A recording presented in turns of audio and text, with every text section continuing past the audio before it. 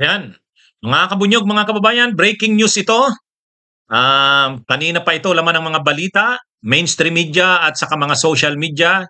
Ito na po ang mainit na balita ngayong araw. Kanina ko pa po ito gustong i-live sana, kaya lang may mga tinatapos po ako. Magsasubmit kasi ako ng mga grades ko. Ha? Um, may mga estudyante kasi akong gagraduate eh. Kaya kinukulit na ako ng aming dean's office. Attorney, nasaan na yung mga grades ng mga estudyante? Kaya, pero kanina na ano ko na po ito, nakita ko na itong balitang ito, hindi ko lang kaagad makapag-live. Pero alam kong alam nyo na ito, alam kong nabalitaan nyo na to, nilusob po. Ang titulo ng balita ng teleradyo, Salakay sa KOJC compound. Ako, ang term ko, hindi salakay, nilusob. Talaga namang grabe yung pwersa ng CIDG, ng PNP, Special Action Force. Sigurado tayo, ano yun, composite yun. Ibig sabihin, combination ng iba't ibang units. Talagang malamang isang batalyon yung lumusob na yun eh. Nilusob talaga yung Kingdom of Jesus Christ compound. Ito yung compound ng ni Kibuloy, ng kanyang sekta ng relihiyon, itong Kingdom of Jesus Christ. Kaya mga kabunyog, mga kababayan, yan po ang mainit na balita ngayon.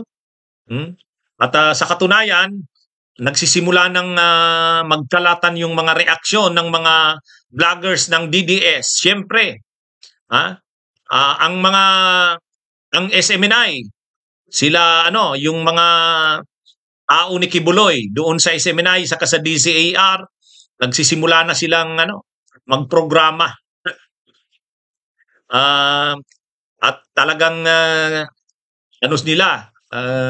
tinutuligsa nila itong nangyaring paglusob daw. Ito daw ay sobra daw ang paglusob na ito kasi hindi naman daw bayolente ang kanilang simbahan.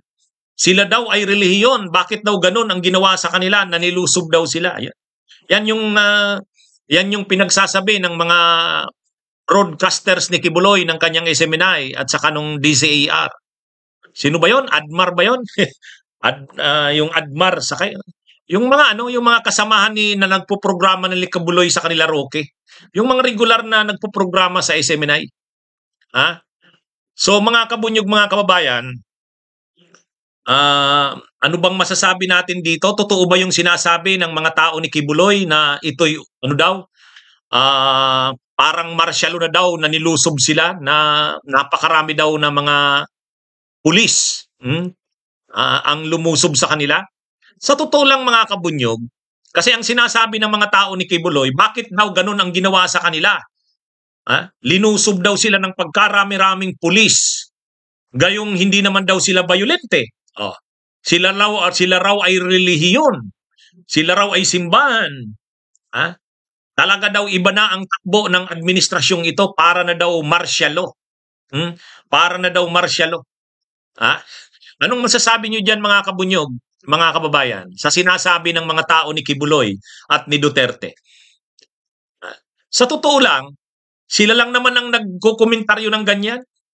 Sa mga ordinaryong tao at sa mamamayang Pilipino, hindi nakikitang mali yung nangyari na yan. Normal lang yan eh. Normal lang yan. Unang-una, hindi naman kayang pasukin yung compound na yan ni Kibuloy ng iilang tao lang. Ang laki-laki ng compound niyan. Ang laki-laki ng compound na yan ni Kibuloy. Hindi kaya dyan. Bakit? Kaya lang ba dyan ng isang platon? Ang isang platon, 21 lang katao yan. Ilang ektarya ba yung Kingdom of Jesus Christ compound na yan? Pagka linusob mo yan, dapat sabay-sabay na puntahan mo yung iba't ibang mga gusali sa loob ng compound na yan. Paano mo yan masasabay-sabay kung kukunti kayo? Kaya tama lang naman na ganun karami ang involved dyan na tauhan ang ikinasa dyan, kasi hindi naman maliit yung compound. Hindi naman yan isang building lang. Napakaraming building, napakalawak ng area. Kung papasukin mo yan, dapat sabay-sabay mong makover yung iba't ibang mga buildings. At saka, bakit dumating sa ganyang punto na na pwersa na ang autoridad na pasukin. Eh kasi binibigyan ng pagkakataon si Kibuloy na mapayapang sumurrender, hindi niya naman ginagawa. Oh, 'di ba? Kumbaga, yung ginawa na yan ng PNP, CIDG man yan, Special Action Force man yan, hindi yan, anong tawag dyan? Hindi yan overkill. Tama lang yan kasi napakalaki ng compound na yan. Paano mo makukover ang compound na yan kung kukunti lang kayo? Kasi nagko-komentaryo yung mga DDS sa mga SMNI na batalyon daw ang lumusob. Ay, batalyon talaga yan kasi ang laki-laki ng compound. Kung nandyan talaga si Kibuloy, paano mo siya mahuhuli kung iilan lang kayo? Pag pinuntahan mo yung isang building, baka nandun na naman sa isang building. So kailangan talaga niyan in one swoop. Kumbaga sabay-sabay na paglusob yan. Sa totoo din lang paano naman nila nasabing wala namang sinaktan, hindi namang gumamit ng pwersa eh. Wala naman tayong nakita, naka-live naman lahat yung paglusob eh. Naka-live naman, saka may mga cellphone, binivideo ng mga miyembro ng Kingdom of Jesus Christ yung ginagawa ng mga PNP. Wala namang sinaktan, wala namang pinadapa ng mga leader o opisyal ng Kingdom of Jesus Christ. OA. Actually, ang OA dyan, yung mga tao ni Kibuloy. Nagre-reklamo sila na sobra daw ang ginawang paglusob na yan kasi bakit daw halos isang batalyon. Eh, unang-una, hindi naman ordinaryong wanted si Kibuloy. Ang daming dyan, nagkukupkop dyan. Doon pa lang sa loob ng compound na yan, ano na yan eh, teritoryo yan ni Kibuloy at hindi naman yan isang maliit na compound. Eh kung isang lang yan kung sa simbahang Katoliko, kung isang parokya lang yan ng simbahang Katoliko, hindi kailangan ng ganyan karaming pwersa. Pero yan isang napakalaking compound yan eh. Kaya talagang ang PNP maghahanda rin dyan ng malaking pwersa nila. Pangalawa, syempre, alam ng PNP na armado ang mga tao ni Kibuloy. Alam nilang armado yan. Yung sinurrender na yun na baril, lang yon? Pakitang tao na may sinurrender. Pero marami pa dyan na hindi sinurrender. So, marami pa dyan na hindi sinurrender. May sinurrender nung nakaraang buwan. Ilang baril lang yon? Ilang baril lang yung sinurrender na yon? Mas marami dyan hindi sinurrender. Kaya, kahit sabihin pang yan, sekta ng relihiyon daw yan, religion yan, hindi naman daw yan magulo or Pero maraming armado dyan. Maraming armado dyan. Yung sinurrender na baril ni Kibuloy, ilan lang yon? Marami pa dyan hindi sinurrender. Posibleng kung makita na dyan si Kibuloy, ay posibleng magkagulo, posibleng magkaputukan. So alangan namang ang PNP, hindi sila handa sa ganyan. Pero kung titingnan natin, ang ginawa ng PNP dyan, yung CIDG, yung lumusob, hindi naman sila yung tipong overkill na sinipa yung mga pinto, pinag-ano ang mga pinto, tadyakan, ginamitan ng pwersa, hindi naman ganun eh. Hindi naman pinadapa yung mga tauhan ng SMNI, ng kingdom na yan, of Jesus Christ. Wala tayong nakitang ganun. Kasi naka-live naman lahat eh. Naka-live naman lahat. Ang daming vloggers ng Duterte nando, DDS. Yung mga miyembro ng simbahan ni Kibuloy, nagko-cover din. Ano yan eh? Ano yan mga kabunyog? Yan, search warrant? Eh, hindi naman kailangan dyan ng search warrant eh. Hindi naman kailangan dyan ng search warrant. Warrant of arrest lang, pwede na yan. Warrant of arrest, pwede nang pumasok dyan. At kung hinihinala mo na nandyan yan nagtatago sa ganyang lugar, pwede mong buksan yung pinagtataguan. Ganyan ang purpose ng warrant of arrest. Ang purpose mo, kaya iba ang search warrant sa warrant of arrest. Ang search warrant, ang purpose mo, may kukunin kang mga bagay. Halimbawa, baril o mga kontrabando, yun. Yun ang purpose ng arrest ng warrant ay ng search warrant. Pero kung ang purpose mo mang aresto, hindi naman bagay ang sadya mo, tao. Ngayon, paano ka mag-aaresto? Isi-serve mo. Ngayon, kung sa tingin mo nandoon nagtatago, pwede mo bang anuhin? Pasukin yon? Oo, magpapaalam ka sa ano. Pwede bang pasukin namin to? Kasi nandyan, singin namin, nandyan nagtatago. Ganun yun.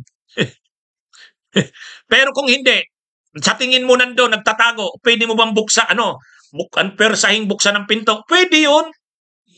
Para ma-aresto yung target mo. Hindi mo kailangan ng search warrant kasi hindi naman search ang purpose mo, arrest. 'Di ba? Hindi naman ang purpose mo search, ang purpose mo arrest. 'Yun. Kaya nagsasabi wala daw search warrant. Ang search warrant hindi tao ang purpose mo. Ang purpose mo sa search yung mga kung mayroon diyang mga illegal na may mga baril, may mga droga o kung ano man, yan yung search. Pero dito, ang purpose nito, hindi naman search. Ang purpose nito, warrant of arrest. Ano yan eh? Hindi nagpaalam? Ay, hindi mo na talaga kailangang magpaalam kung kailan ka mag-serve ng warrant of arrest. Paano mo maa-aresto kung magpapaalam ka? Hindi na yan. Ngayon, kung hindi nakita si Kibuloy, malalaman natin yan. Pero ako maano rin ng paniniwala kung nandyan lang talaga si Kibuloy ng compound niya. Kasi si Kibuloy, hindi yan tulad ni Bantag na sanay magpalipat-lipat. Kasi si Bantag, PNPA yan eh. PNPA. Pulis yan. Pulis. Nag-aral siya sa PNPA. Ang training niya pang militar. Ibig sabihin, sanay si Bantag magpalipat-lipat. Si Kibuloy, hindi yan sanay sa ganyan. Sanay si Kibuloy sa marangyang buhay. So, hindi yan magpapalipat-lipat, magtatago lang yan sa isang lugar. Doon sa tingin niya, safe siya. Alin ang pinaka-safe sa kanya? Di yung compound niya. Kaya lang, siyempre, talagang mahirap talaga sa part ng CIDG na yan, kung hindi nila papasukin yung lahat ng compound na yan. Sabi ni NTV My Channel, andyan yan sa compound nagtatago. Oo, nandyan lang yan eh. Ano yan? Hindi walang search warrant. Hindi kailangan ng search warrant yan. Mayroon ng warrant of arrest.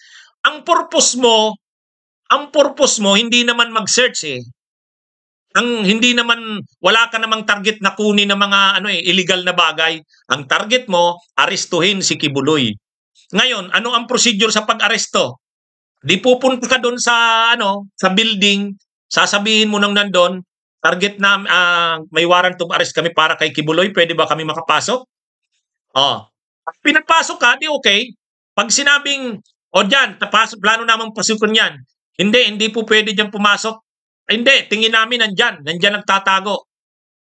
Pwede mo pa bang i-insist na pasukin yan? Oo. Kung nakalock, pwede mong sirain yung lock eh. Pwede mong sirain yung lock, pwede yun. Kasi ang purpose mo, ma-arrest yung tao na target mo sa warrant of arrest. Pwede ba ka bang gumamit ng pwersa? Yes! Ibibreak mo yung mga pinto. Kung sa tingin mo, nandun, hinahadlangan kang papasukin doon, pwede yun. Ang purpose mo, hindi naman mag-search, kaya hindi mag-search ng mga objects, hindi yon. Ang purpose mo mag-arrest. Yan mga kabunyog. Kaya, ito, anyway, tayo, sa tingin natin, kung sa number ng involved dyan na unit, tama lang yan. Batalyon talaga ang kailangan dyan. Hindi naman hindi naman maliit yung compound. Compound nga, ang laki-laki, ilang ektarya yan. Pangalawa, kung titingnan natin, ako napapanood ko yung video eh. Hindi naman gumamit ng pwersa. Hindi naman pagpasok ba doon, tinutukan yung mga yung mga tauhan ng kingdom ni Kibuloy. Pinadapa ba sila? Mabuti nga ganun lang ginagawa sa kanila eh. Ay kung mga aktivista ang nilulusob ng mga PNP na yan. Mga aktivista pinapadapa, minsan nga pinapatay ka agad, binabaril, di ba? Pinapalabas ng laban. O hindi nga sa kanila ginagawa yan. Nung panahon ng tukhang ni Duterte, yung war on drugs ni Duterte, linusob ng PNP noon, PDEA, pak, o pinapalabas ng laban, patay. Ginagawa ba yan sa kanila ngayon? Ginagawa ba sa kanila yan? Hindi naman. Hindi naman. May nakita ba tayong pinatay? Wala. Wala akong nakitang mali diyan sa ginagawa. Wala namang Ano yan? Siyempre, sasabihin ng mga tao ni Kibuloy, ng abogado niya, siyempre sasabihin ni Roque, mali yan. Ay kung nung panahon ni Duterte, paglusob nila paglusob nila, anong ginawa ng mga tao ni Duterte doon kay Espinosa? Sige nga. Anong ginawa ng tao ni Duterte doon kay Espinosa? Nakakulong na yun sa Baybay Jail. Ha? Yun ang matindi. Pinatay muna yung CCTV, tapos nilusob, pak, patay. Ano yun? Anong ginawa ng mga tao ni Duterte? Nila Juby Espinido doon kay Kuratong Baliling, si Paruhinog, doon sa Usamis. Linusob yung bahay, putukan, pak, patay. O yun. Hindi ginagawa sa kanila eh. Di ba? Alam nyo, itong mga nagrereklamo ngayon ng abuso daw, ng hustisya, ng martial law na daw ito, matatawa kayo kasi ang mga nagrereklamo niyan, mga DDS saka mga tao ni Kibuloy. Nung panahong ginagawa ni Duterte ang mga pagpatay sa war on drugs, linulusob ang mga bahay, linulusob ang mga target, yun, talagang persado yun, talagang pinapatay. Nagreklamo ba sila? Wala sinang-ayunan pa nga nila ang ginagawa ni Duterte. No? Tapos ganyan ngayon, tahimik naman yung pag-serve ng warrant of arrest. Wala namang pinadapa, wala namang linusob ng walang putukan. Tapos sasabihin nila, grabe daw itong ginagawa ngayon. Ay, sos. Di ba mga kabunyog? Yan ang dyan. Nung panahon ni Duterte, anong ginawa? Kahit sa mga karaniwang mamamayan, lulusubin yung mga squatter. Pak, tay. Yung nakakulong na nga sa Baybay City Jail, yung mayor ng Albuera, si Espinosa, linusob pa nila, patay. Yung mayor ng Usamis, pati pamilya nun, patay. Di ba? Yun talaga, ginamitan talaga ng pwersa yun. Ito, ginamitan ba ng pwersa? Wala naman. Di ba? Tapos ngayon, nagrereklamo sila na ginagamitan daw ng pwersa. Tapos, nang gumagamit si Duterte ng pwersa noon, di ba pinupuri nila, tama lang yan. Tama lang daw yung pinagagawa ni Duterte noon. Nung ni Duterte, tama ang pinagagawa. Ngayong itong ginagawa ngayon sa totoo lang, itong ginagawa ngayon ni Marcos, hindi pa nga yan ang dapat eh. Kasi dapat kung yun, pwersa talaga pa, gamitan mo na ng pwersa yan. Di ba? Sabi ni Sakura 35, wala po, malambot nga eh. Totoo yan. Actually, yung ginagawa nga ng PNP ngayon dito dyan, yung CIDG, ng SAP, malambot nga yan. Yan yun eh. Pero nung panahon ni Duterte, ay talagang pwersado yun. Walang walang mga due process. Wala yun. Ngayon, yung ginagawa ngayon ng SAP dyan, ng CIDG, mali daw. Alin ang mali? Wala namang pwersa, wala ngang pinapatay eh. Walang binabaril, walang sinasak. Malambot nga eh. Ano yan, mga kabunyog? Sa totoo lang, tapos nagrereklamo sila Roque, nagrereklamo yung mga abogado ni Kibuloy, nagrereklamo yung mga tagasunod ni Kibuloy at ni Duterte, nagrereklamo yung mga DDS vloggers, martial law na daw to. Nung ginawa ni Duterte noon, mas malala yun. Mas malala yun. Wag nyo nga kami. Yun eh. Tayo nga, hindi naman tayo nagsasabi na ang gawin kay Kibuloy katulad nung ginawa nung panahon ni Duterte. Hindi. Tayo, dun sa tama lang. Pero yung sabihin na mali yan kasi napakarami daw, unang-una, napakalaki ng compound. Alam nga namang isang platoon lang ipadala mo dyan, isang company. Batalyon talaga yan. Pero kahit sabihin mong isang batalyon ang nandyan, sumunod naman sila sa rules ng si-serve ng warrant of arrest. Oh. Yan mga kabunyog, mga kababayan. Pero nung panahon ni Duterte, kung panahon ni Duterte yan, lulusubin na yan. O sige, papalabasin dyan ang laban. Patay, maraming patay. O. Pero nung panahon ni Duterte, itong mga nagre-reklamo ngayon, sila Roque, yung mga tao ng Isimenay, nung panahon ni Duterte, pinupuri nila si Duterte. Tama daw yun, tama lang. O ngayong sila na ang inaaresto, si Kibuloy na, hinahanap na, sasabihin nila, abusado daw ang mga autoridad. Wala akong nakikitang abuso dyan. Wala nga, malambot pa nga eh. Malambot, mahina. Kaya lang, ganyan talaga eh. Pag sumusunod ka talaga sa proseso, ganyan talaga eh. Nung panahon ni Duterte, hindi sumusunod sa proseso. Di ba? Ganyan yun. Mabuti nga sila, sa totoo lang. Pasalamat ang kampo ni Kibuloy. Pasalamat ang kampo ni Duterte, itong mga DDS. Kasi sinusunod ngayon ng mga autoridad yung tamang proseso. Di ba?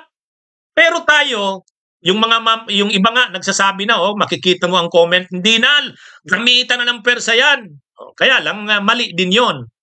Kasi hindi ganyan ang nakalagay sa rules. Di ba? Kaya lang, ngayon, ganyan pa nga lang ang ginagawa, ang dami ng reklamo ng mga tao ni Kibuloy at ni Duterte. Di ba mga kabunyog? Pasalamat nga sila, wala man lang sinasaktan dyan. Walang napapatay, walang putukan, walang karahasan. Nagre-reklamo kanina yung isang tao ng Kingdom of Jesus Christ. Bakit daw sila ginagawa ng ganon? Relihiyo naman daw sila, hindi naman daw sila violente. O bakit? Ano bang ginagawa sa kanila? Ginagamitan ba sila ng violence, karahasan? Hindi naman eh. Hindi naman sila ginagamitan ng karahasan. Sinusunod naman ng mga autoridad ang rules. Pero sa totoo lang, maraming ang nagko-comment dito, hindi, gamitan na ng persa yan. Kaya lang hindi po hindi pwede. Hindi pwede. Kailangan talaga sumunod sa rules. Paano ang tamang Anyway, abangan natin. Mamaya po, abang tayo ng anumang developments dito. Kung may anumang developments po, magla-live uli ako. Nagkukomentaryo lang ako kasi ngayon, grabe na ang mga comment na daw. Grabe daw itong ginawa. Linusob daw ang Oo, talagang lusob naman yun. Talagang lusob naman yun. Bakit biglaan? Ay natural, paano mo maaaresto kung ipapaalam mo ba na lulusob ka? Bakit daw napakarami? Ay natural, compound yan. Ang laking compound yan. Pero yung sinasabing daw, gumamit daw ng karahasan, pinersa daw yung mga tao ng ni Kibuloy. Wala tayong nakita. Unang-una, araw na, napipicturan, nabibidyo. Wala nga eh. Ibang-iba nga ang ginawa na yan dyan nung panahon ni Duterte. Panahon ni Duterte, wala nang mga anunsyo, lusob na. Tapos kagad-agad mabalitaan mo, puto ka na, may patay. O yun, kay Duterte yan. Ganyan ba yung ginawa ngayon? Hindi. Hindi ganun. Tapos ang dami pang reklamo. Nung panahon ni Duterte, hindi sila nagre-reklamo ng ginagawa ni Duterte. Ngayon na sila yung ginagawa niyan at hindi naman tulad ng ginagawa ni Duterte. Magre-reklamo sila. Yan. Okay. May kulanong salita na ang ibig sabihin dito ay ang pagkakaisa. Bunyog Party List. Halika na, Bunyog Party List ka na. Halika na, Bunyog Party List ka na. Sa susunod, ang atinang suportahan, Bunyog Party List, nagtataguyod ng katotohanan, lumalaban para sa bayan.